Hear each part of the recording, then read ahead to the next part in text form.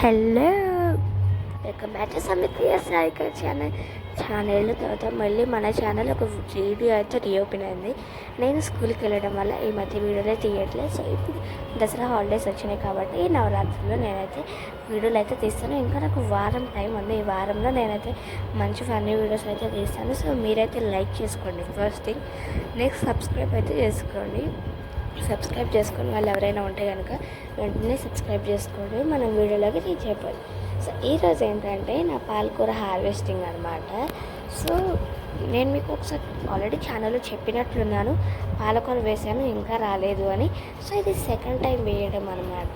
అప్పుడు వేసినప్పుడు first time రాలేదు. సో ఇది సెకండ్ టైం కొంచెమే వచ్చింది. ఈ కొంచెం పాలకూరని నేను ఇప్పుడు హార్వెస్టింగ్ అయితే చేస్తున్నా.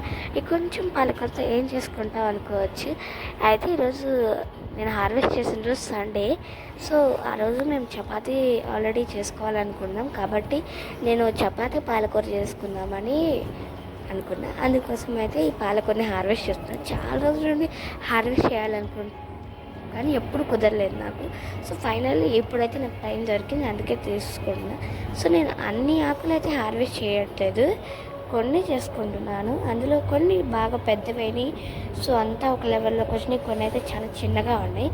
చిన్నగా ఉన్న ఆకులు నేను కట్ చేయాలి. అండ్ స్టెమ్ కూడా పెద్దగా ఉన్న ఆకులు మాత్రమే కట్ చేశాను, స్టెమ్ కూడా కట్ చేయలే. సో మెయిన్ మీరు ఎప్పుడైతే ఫస్ట్ టైం చేసినప్పుడు అది ఏవైతే హార్వెస్ట్ చేస్తారో ఫస్ట్ టైం వాటిని మీరు చేతితో హార్వెస్ట్ చేయమాకండి.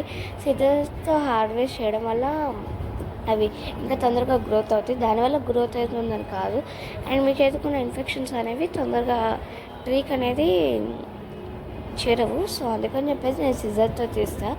అండ్ దాని పక్కనే మనకి బీరకాయ చెట్టు కూడా ఉంది, కానీ బీరకాయ చిన్ని పిందులు అయితే వచ్చినాయి. అది ఇంకా పెరగట్లేదు ఏంటని వెయిటింగ్ చేస్తున్నా.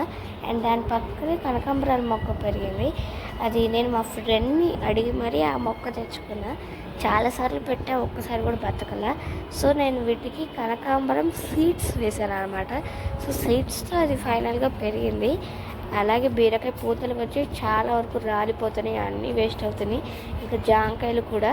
సో అయితే ఈరోజు నేను నా ఒక జామ చెట్టు చుట్టూ చూస్తే కాయలు 4 కాయలు అయితే ఊడిపోయినాయి. కాకులు ఎక్కువగా రాళ్ళు కొడుతున్నాయి అన్నమాట. మీరు ఎప్పుడైనా చూసారా కాకులు జామ చెట్టుని రాళ్ళు కొట్టడం?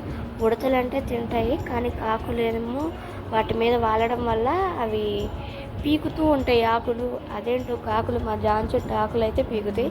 సో దాంట్లో ఈ కాయలు పడి అప్పుడప్పుడు ఊడిపోతూ ఉంటాయి అన్నమాట. సో ఇలా ఈ జామకాయలు అయితే హార్వెస్ట్ చేశాను. సో నెక్స్ట్ వీడియో ఏంటంటే మేము చపాతీ చేసింది. సో ఆ రోజు నేను చపాతీ చేశానని చెప్పా కదా, ఆ వీడియో అనమాట. చపాతీ పిండిలో కొంచెం ఉప్పు, నూనె, అలాగే నేను పాలకూర డైరెక్ట్గా వేస్తే బాగోదని లైట్గా, చాలా లైట్గా బాయిల్ చేసి పాలకూరని వేసాను. అలా పిండి కలుపుకున్నాను. సో దీంతో పాటు నేను పుల్లటి కప్పు పెరుగుని యాడ్ చేశాను. సో ఇవన్నీ యాడ్ చేసి ఒక 2 hours రెస్ట్ ఇవ్వాలన్నమాట. లేదంటే మీరు నైట్ మిక్స్ చేసుకొని మార్నింగ్ చేసుకోవచ్చు.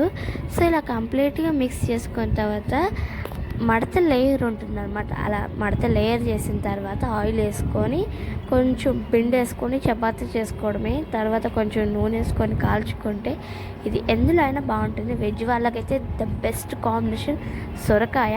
అవునండి, బాటిల్ గర్డ్. అదే నాన్ వెజ్ వాళ్ళైతే కనుక ద బెస్ట్ చికెన్ అనే చెప్పచ్చు. ఈరోజైతే నేను చికెన్ విత్ బాటిల్ గర్డ్ కలిపి 2 వండుకొని అయితే ఇందులోకైతే టేస్ట్ చేశాను అనమాట. టేస్ట్ విషయానికైతే అసలు సూపర్ అంటే సూపర్. సో ఈ వీడియో కనుక మీకు నచ్చితే please like, share and subscribe. Bye guys.